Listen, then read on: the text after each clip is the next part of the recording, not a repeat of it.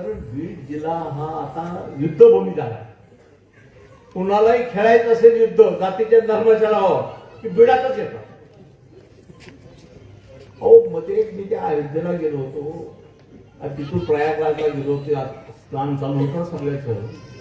त्या प्रयागराजला गेलो. एका मंडपामध्ये एअर कंडिशन मंडप होते. प्रयाग अनेक गेला असतात आपण लोक सगळे. मी पण गेलो त्यावेळेस. आणि एक उदाहरण, बीडचं नाव म्हणजे एवढे चांगले लोक आहेत, प्रज्वल लोक आपल्याकडचे काय आहे, साथी सब पण नाव बिहारपेक्षा बत्तर बदनाम बीडचं नाव झालं. ज्यावेळेस त्या टेंट मध्ये आपल्याच कडचं मंडळी येत, आता ते राहायला गेले पटण्याला. मूळ बीडचे जन्म झालेले, त्यामुळे कार्ड इथलं आहे. आणि ते तिथं पटण्याहून आले, आंघोळ करायला झोपले एअर कंडिशन मंडपात. सकाळी गंगेच्या पात्रात जायच्या आंघोळीला. बोलताना काहीतरी बीडचा उल्लेख आला. ते नवरा बायको बोलताना बीडचा कुठेतरी चुकून उल्लेख आला.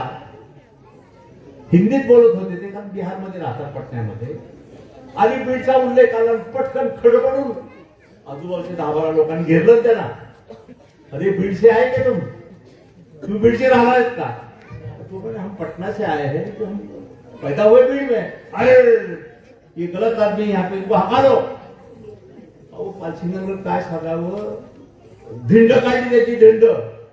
हे बिडाचे लोक आहेत ना, बदनाम झालं बीड म्हणजे, काहीतरी गोंधळ करतील आपल्या तिथं. त्यांना हकाला. पहाटे त्या जोडप्याला तिथून हाकललं बीडचे आहेत म्हणून. अयोध्येला गंगेच्या काठावर प्रयागराजमध्ये डुबकी मारायला गेलेले पाप धुवून जातं म्हणतात. तिथं पुण्य मिळवता येतं आंघोळ करून डुबकी मारून. त्या ठिकाणी आपली प्रतिमा, एवढं चांगली लोक असून प्रतिमा दुर्दैवाची आलेली आहे. आणि हे सगळं साफ स्वच्छ करायचं असेल तर ती सुरुवात अशा स्थानिक स्वराज्य संस्थेच्या निकालाच्या माध्यमातून होणं आवश्यक असं मला वाटतं.